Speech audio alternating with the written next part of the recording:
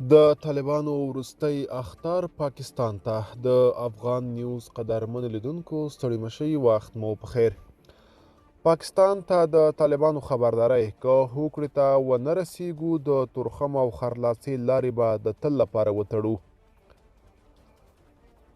پاکستاني رسنیو راپور کړی چې د تورخم دروازې د بیا پرانیستلو لپاره د دغه هیواد د چارواکو او طالبانو ترمنځ خبرې بې پایلې پای ته شوې او د دې ډلې اسلام آباد ته د دوو مهمو لارو د دایمي تړل کېدو خبرداری ورکړی دی.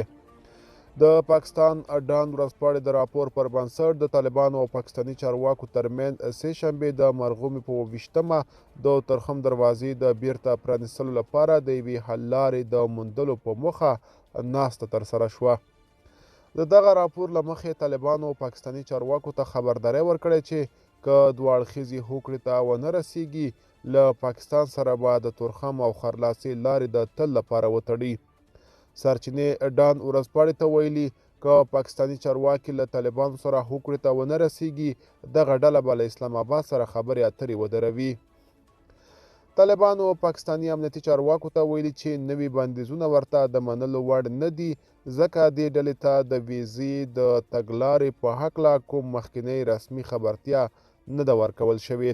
همداراز طالبانو له پاکستاني سرحدي چارواکو غوښتي چې په پاکستان کې ایثار ټولو افغان بار وړونکو موټرو ته اجازه ورکړي څو بیرته هیواد ته ستانه شي او بیا په عمومي دروازه کې د سیمنټي دیوال په جوړېدو سره پوله د تل لپاره وتړي. د پاکستاني چارواکو د نوې پالیسۍ له مخې د تورخم له پولې تېرېدل یوازې په ویزه او پاسپورټ ممکن دي او هغه موټر چلوونکي چې ویزه او پاسپورټ نه لري له دې لارې نشي تېرېدلی.